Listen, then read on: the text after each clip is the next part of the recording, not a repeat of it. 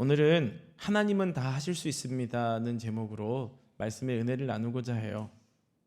마음의 참 중심이 중요합니다. 우리가 어떠한 생각, 어떠한 마음을 가지고 살아가느냐 굉장히 중요해요.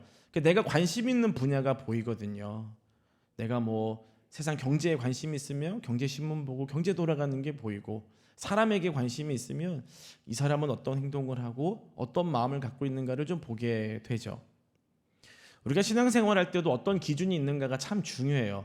어떤 분들은 내가 의지할 때가 필요하니까 주님을 바라보고, 삶에 문제가 너무 많으니까 주님이 좀 해결해 주시기를 바라는 마음으로 주님을 바라보고, 그런데 이러한 것들이 우리 신앙의 어떤 첫 번째이자 최종 목적이 되어서는 안 되는 거예요.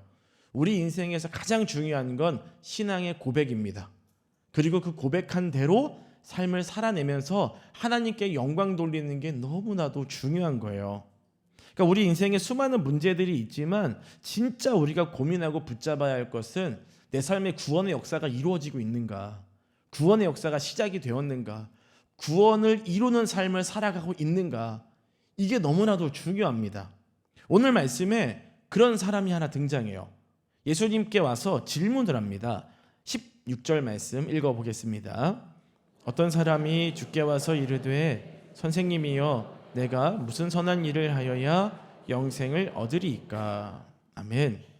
어떻게 하면 영생을 얻겠습니까? 너무 좋은 질문을 했어요. 이 말씀은 마태복음, 누가복음, 마가복음에 기록되어 있습니다. 똑같이 기록되어 있어요. 그런데 서로 다르게 좀 말하는 부분이 있어요. 종합적으로 말하면 이 사람은 청년이었습니다. 그리고 부자였어요. 고급 공무원이었고 계명을 잘 지킨 사람이었고 어떤 윤리적인 면에서 굉장히 깨끗한 사람이었다. 성경에서는 말하고 있어요. 무엇보다 예수님 앞에 나왔을 때 이런 질문을 할 때도 굉장히 예의를 잘 지켰던 사람이에요. 우리 마가복음 10장 17절인데 읽어볼까요? 예수께서 길에 나가실새 한 사람이 달려와서 꿇어앉아 묻자오되 선한 선생님이여 내가 무엇을 하여야 영생을 얻으리이까. 아멘. 예수님께 달려가요. 그 무릎을 꿇고 질문을 하는 거죠. 예수님, 어떻게 하면 제가 영생을 얻을 수 있을까요? 질문을 하는 거예요. 이 부자 청년이 예수님께 가지고 온 질문은 영생에 대한 부분이었습니다. 구원이에요. 지금까지 보면 예수님께 나왔던 사람들은 대부분이 저 병이 있어요, 고쳐주세요. 앞이 안 보여요, 귀가 들리지 않아요. 예수님한테 내가 바라고 원하는 것들을 해결해 달라고 했었습니다. 근데 이런 건 괜찮아요. 근데 제자들은 뭐라고 했는지 아세요? 나중에 하나님 나라 이루어지면 누가 높은 자리에 올라가요? 이런 질문을 했단 말이죠. 예수님 굉장히 속상하셨을 텐데 이런 영생에 대한 질문을 가지고 나온 이 형제가 얼마나 귀했을까요? 영생은 지금부터 죽음 이후까지 하나님 안에서 영원히 이어지는 생명이라는 뜻을 가지고 있습니다. 영생을 좀 두 가지로 볼 수 있어요. 우리 창세기 21장 33절 읽어보겠습니다. 아브라함은 브엘세바에 에셀 나무를 심고 거기서 영원하신 하나님 불렀으며. 아멘.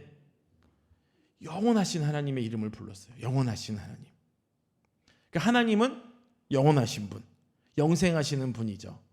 또 성경에서 영생은 오직 예수 그리스도를 통하여 주어지는 선물이라고 이야기를 합니다.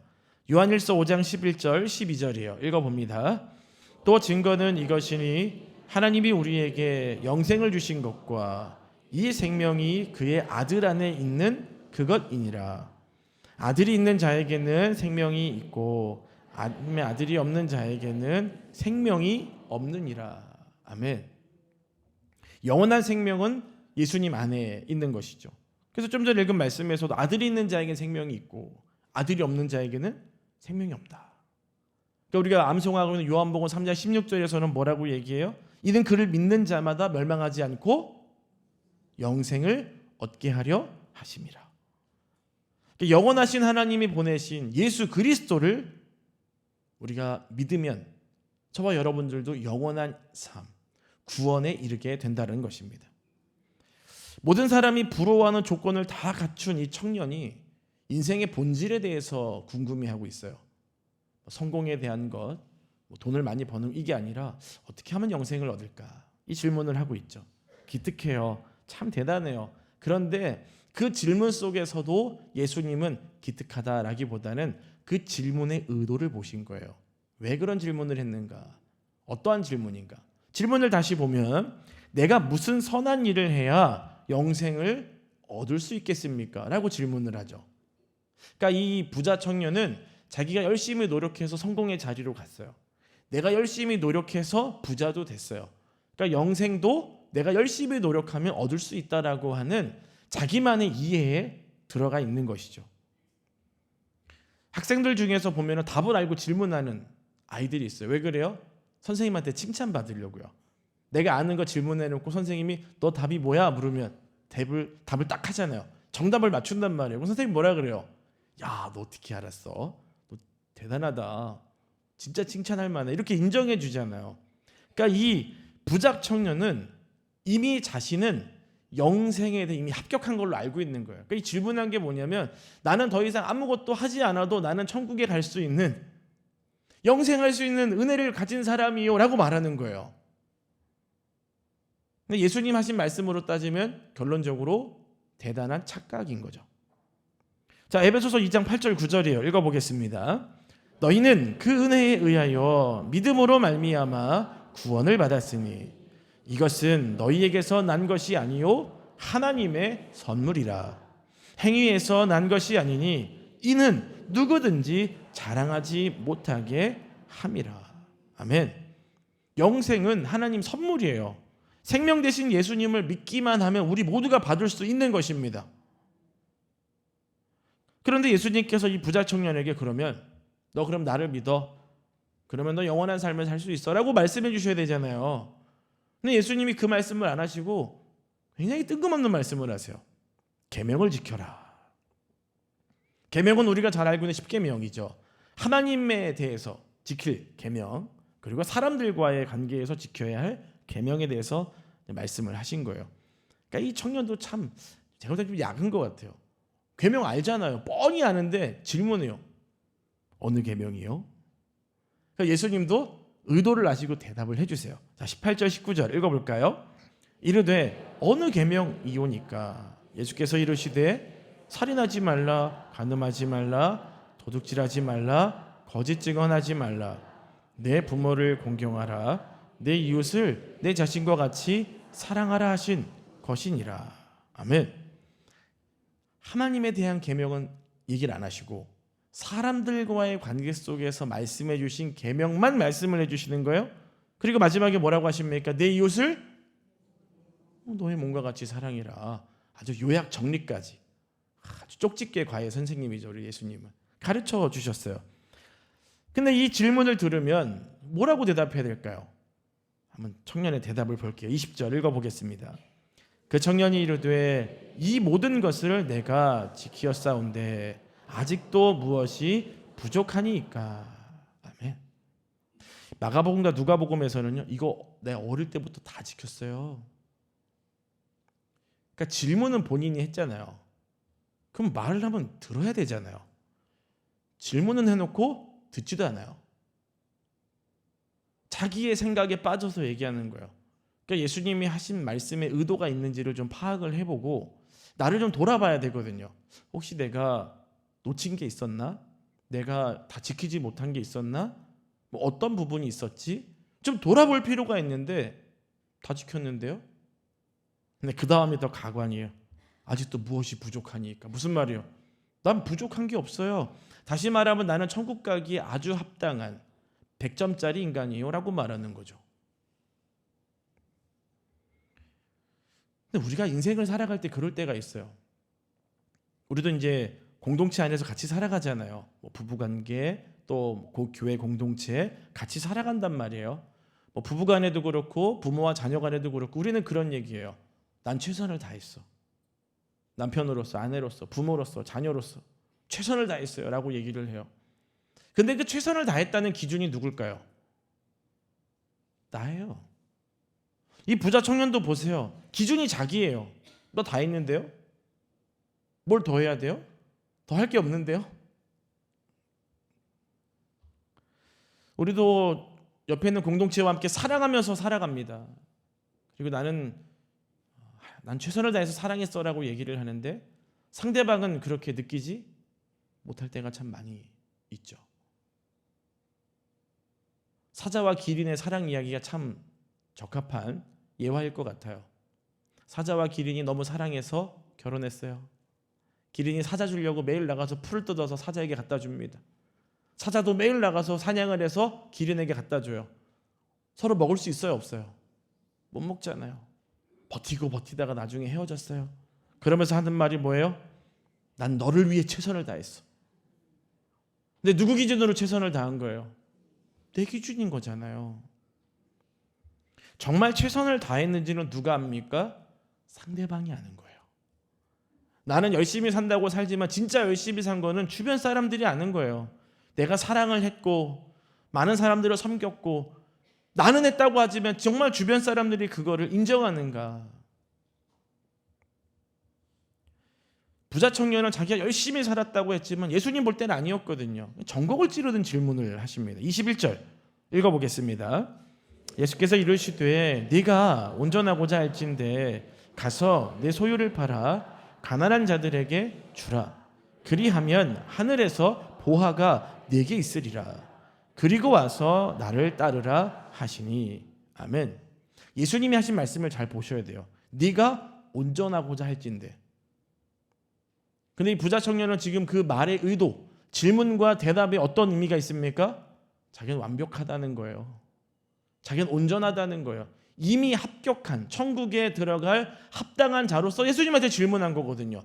그러니까 사실 질문해놓고 칭찬한 거죠. 그러니까 사람들 앞에서 저 이거 다 지켰어 이렇게 얘기했겠습니까? 큰 소리로 다 지켰다고 얘기했겠죠. 그 사람들이 와 어떻게 그걸 다 지켰대. 사람들 보라고 자기 걸 드러내고 있는 거예요. 근데 예수님 전곡을 찌르죠. 네가 온전하고자 할진대. 아니 너는 완벽하지 않아. 너는 100점짜리 아니야. 전곡을 찌른 거예요. 그러면서 소유를 팔아서 가난한 자들에게 나눠주라는 것이죠. 여러분 물질을 포기하는 것이 구원의 조건은 아니에요. 구제를 한다고 해서 구원이 되는 건 아닙니다. 어떤 의미가 있을까요? 아주 좋은 예화가 있어요. 아브라함에게 이삭을 바치라는 거죠. 100세가 다 되어 낳은 아들 얼마나 귀해요. 너무 귀하니까 그 아들이 하나님보다 더 높아질 수가 있는 거예요. 우상이 될 수 있는 거예요. 그래서 하나님이 아브라함에게 한 가지 제안을 하시죠. 뭐라고 하십니까? 네 아들, 네가 사랑하는 내 독자 이삭을 번제로 드려라. 모리아 산에 가서. 아브라함이 어떻게 해요? 하나님께 드리죠. 그때 하나님이 인정하시는 모습은 뭐예요? 아, 너의 마음 안에 나 외에는 진짜 없구나. 네가 나를 정말 경외하는구나. 너가 정말 나를 사랑하는구나. 너가 정말 나를 의지하는구나. 죽은 것 같은 너의 몸, 그 100세 된 몸에서도 이 아이가 나왔듯 이 아이가 죽어도 다시 살 거라는, 살릴 수 있다라고 하는 하나님의 놀라운 능력을 너가 의지하는구나는 그런 마음을 하나님이 갖게 만들어준 아브라함의 고백이었던 것이죠. 이 청년도 마찬가지예요. 모든 걸 다 잘했다라고 생각했지만 아니었죠. 예수님께서는 너가 지금 재물에 매여 있구나. 거기에 매여 있으니까 진짜 하나님을 경외하고 정말 사랑하는 삶이 아니구나라는 걸 지적하신 거예요. 그래서 재물을 내려놓으라고 한 거죠. 만약에 명예를 붙잡고 있었다면 명예를 내려놓았을 것이고 가족을 붙잡고 있었다면 가족을 내려놓게 하셨을 거예요. 자, 중요한 게 있습니다. 부자 청년이 어려서부터 율법을 지켰습니다. 중요한 게 율법의 정신이에요. 하나님이 그 율법을 왜 주셨느냐, 그 의미를 알았다면 예수님이 너 계명을 잘 지켰어야 돼라고 말씀하셨을 때 이 청년이 뭐라고 대답해야 되냐면 저 다 지켰어요. 무엇이 부족합니까? 아니라 맞아요. 저는 되게 연약한 존재예요. 하나님이 주신 계명들을 다 지킬 수 없는 너무나 연약한 자예요. 라고 겸손했어야 돼요. 근데 그는 그러지 못했죠. 예수님이 전곡을 찌르셨던 거예요. 어떻게 합니까? 22절이에요. 읽어보겠습니다. 그 청년이 재물이 많음으로 이 말씀을 듣고 근심하며 가니라. 아멘. 행동은 결국 예수님을 떠난 거예요. 예수님 분명히 말씀하셨거든요. 재산을 다 팔아서 가난한 사람들에게 나누어 주고 너는 나를 따라라. 근데 이 청년은 예수님을 따라가지도 않았고요. 재산을 팔지도 않았고요. 근심하고 집으로 가버렸어요. 여러분, 돈이 많으면 근심 걱정이 없을 거라고 생각하죠? 이거 보세요. 돈이 많아도 근심이 많아요. 여러분, 돈이 많다고 행복하고 돈이 없다고 불행한 게 아닙니다. 어떤 거든 다 근심 걱정이에요. 돈은 행복하고 아무런 관련이 없는 겁니다. 진짜 우리에게 행복과 우리에게 은혜를 주시는 건 오직 하나님이에요. 마태복음에 부자라는 단어가 2번 나와요. 부자 청년과 아리마대 사람 요셉이 나옵니다. 부자 청년은 예수님의 말씀에도 불구하고 돈 때문에 근심하고 돌아갔어요. 돈을 어떻게 써야 될지 모르는 거죠. 율법은 지켰지만 정말 마음 다해 이웃을 사랑하고 돈을 어떻게 선하게 사용해야 되는지 전혀 몰랐던 거예요. 근데 아리마대 사람 요셉은 어땠는지 아세요? 예수님이 십자가 처형을 당하시고 이제 돌아가셨잖아요. 이 아리마대 사람 요셉이요, 자신이 갖고 있는 돈과 지위를 이용해서 예수님의 시신을 달라고 합니다. 왜냐하면 예수님 장례를 치러드리려고요. 내가 가지고 있는 것을 어디다가 쓰느냐, 어디에다 마음을 두느냐, 이게 중요한 거예요. 그러면 예수님께서는 이 청년에게 또 저와 여러분들에게 어떠한 교훈을 주시려고 하는 걸까요? 단순히 부자가 천국 들어가기 어렵다? 그럼 우리는 부자 되지 말고 그냥 보통 아니면 평범하게 아니면 가난하게 살아야 되는가? 이런 교훈이 아니라는 거죠. 예수님 말씀의 핵심은 지금 우리 마음속에 만들어 놓은 우상이 뭐냐는 거예요. 그럼 자녀도 하나님이 주셔야 되는 거고요. 물질도 하나님이 주셔야 되는 거예요. 관계가 만들어지는 것도 하나님이 해주셔야 되는 겁니다.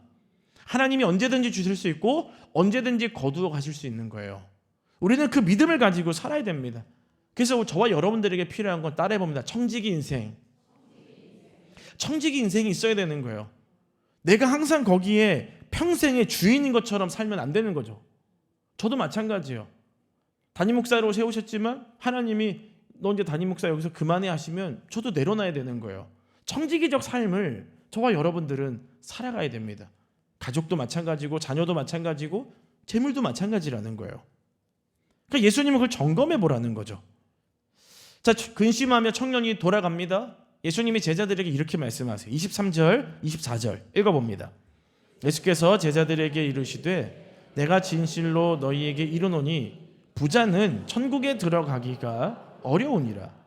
다시 너희에게 말하노니 낙타가 바늘기로 들어가는 것이 부자가 하나님 나라에 들어가는 것보다 쉬우니라 하시니. 아멘.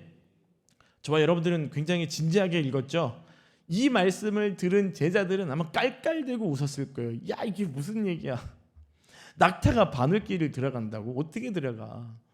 근데 부자는 천국 들어가기 어렵다고? 야, 아마 엄청 웃었을 거예요. 여러분, 바늘기가 엄청 작죠? 저도 어릴 때 그 실과 시간에 이런 거 해봤어요. 잘 안 들어가잖아요. 열심히 침 묻혀가지고 막 이렇게 넣고 그랬던 기억이 나요. 근데 거기 낙타가 들어간다고요? 말도 안 되죠. 그러니까 속담이에요. 그러니까 예수님이 지금 재밌게 속담을 얘기하시면서 말씀해주고 계시는 상황이에요. 야, 그러면 부자 되면 안 되겠네요. 여러분, 그래도 부자 되시기를 축복합니다. 그래도 3부 때는 아멘을 좀 하시네요. 요 얘기하고 아멘 하시라 했더니 아멘을 잘 안 하시더라고요. 천국 못 갈까 봐. 여러분, 부는 내가 이루고 싶다고 이루는 게 아니에요. 누가 주시는 거예요? 하나님이 주시는 거예요.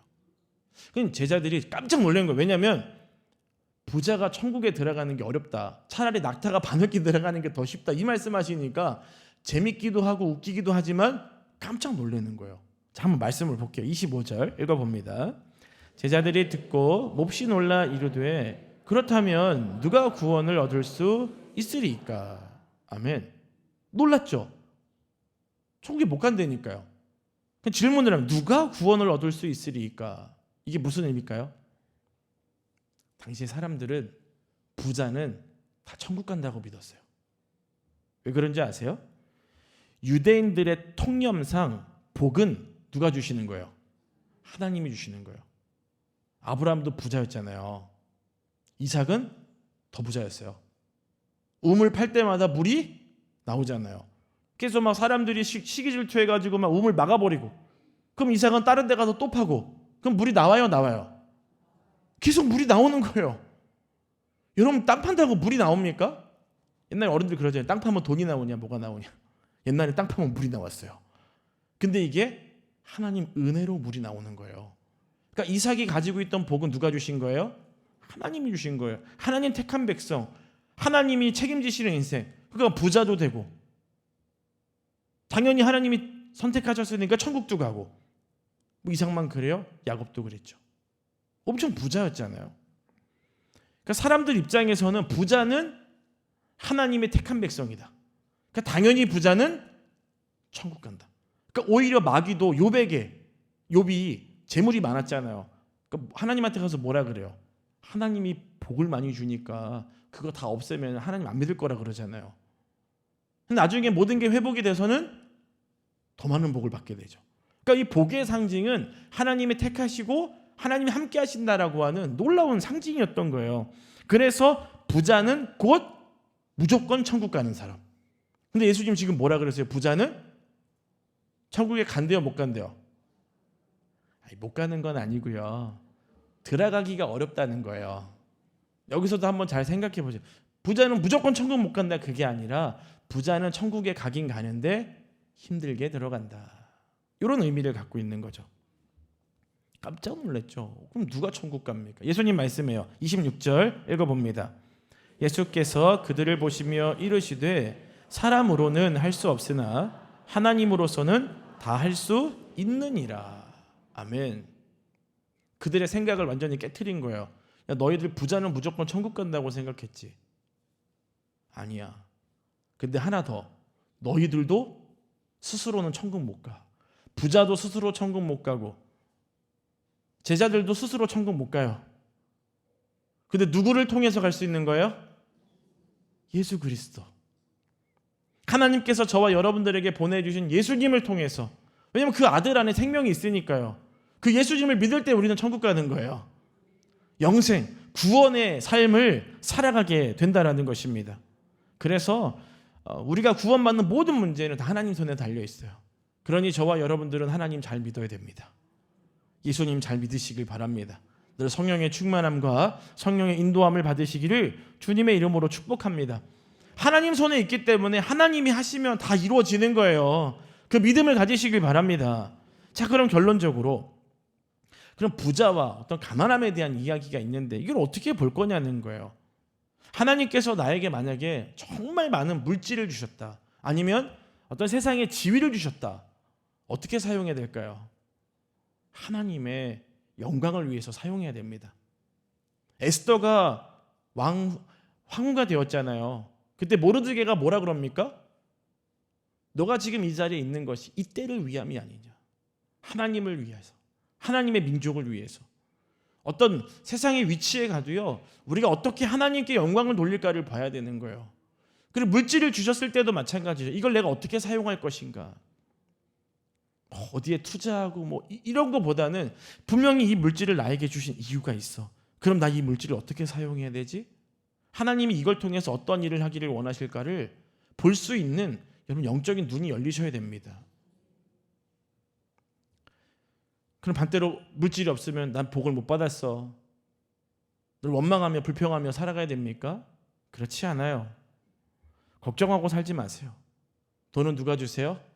하나님이 주십니다. 단 우리도 주어진 자리에서 성실해야 돼요.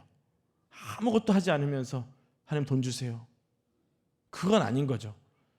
주어진 삶 그리고 위치, 내가 있는 그 자리에서 열심으로 살아가면서 하나님이 내 삶에 공급해 주시고 먹여주시고 입혀주실 걸 기대하면서 하나님을 더 잘 믿는 믿음으로 살아가야 되는 것입니다. 성경은 돈이 많고 적음을 문제 삼지를 않아요. 가난하다고 비굴하게 살 필요가 없습니다. 부자라고 어깨 피고 살 필요 없는 거예요. 언제 그걸 하나님이 가져가실지 모르는 겁니다. 우리의 생명만 주님이 가져가시는 게 아니에요. 우리의 물질도, 우리의 건강도 다 누구 손에 있습니까? 하나님 손에 있는 거예요. 그렇기 때문에 저희는 늘 교만하지 아니하고 겸손함으로 하나님이 내게 무엇을 주셨는가를 늘 바라보고 생각하시면서 믿음의 삶을 살아가시기를 주님의 이름으로 축복합니다. 그래서 삶의 의미를 깨달으셔야 돼요. 삶의 의미. 그럼 내가 구원의 확신이 있다면 그 구원을 어떻게 이루며 살까? 어떤 것이 구원을 이루며 사는 삶인가? 늘 여러분들을 돌아보시고 주신 공동체 안에서 믿음으로 살아낼 수 있는 저와 여러분들이 되시기를 주님의 이름으로 축복합니다. 기도하겠습니다. 하나님, 저희에게 구원을 선물로 주시니 감사를 드립니다. 예수님을 믿는 믿음을 주시고 그 믿음으로 구원의 확신과 천국에 대한 소망을 가지고 살아갈 수 있는 저희 모두가 되게 도와 주시옵소서. 특별히 우리의 구원의 문제뿐만 아니라 우리 삶에 있는 모든 문제 다 하나님께 있습니다. 하나님이 하실 수 있습니다. 하나님께 맡겨드리며 기도할 때 주님이 일하시는 은혜를 경험할 수 있도록 인도해 주옵소서. 예수님 이름으로 기도드립니다. 아멘. 우리 같이 함께 찬양하고 기도하겠습니다. 오늘 말씀의 포인트는 우리 마음의 주인이 누구냐는 거예요. 여러분 마음에 어떤 우상, 하나님이 아닌 다른 것이 있다면 좀 내려놓고 주님만 바라보기를 소망합니다. 내가 주인 삼은 모든 것 내려놓고 내 주 되신 주 앞에 나가 내가 사랑했던 모든 것